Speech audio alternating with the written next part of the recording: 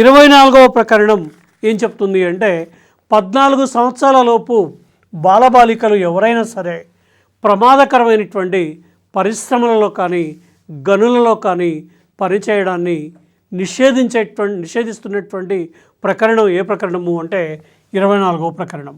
కాబట్టి ఈ 24వ ప్రకరణం ప్రకారం 14 సంవత్సరాల లోపు బాలబాలికలు తప్పకుండా పాఠశాలలో విద్యను అభ్యసించాల్సిందే. బాల కార్మికులుగా పనిచేయడానికి వీల్లేదు.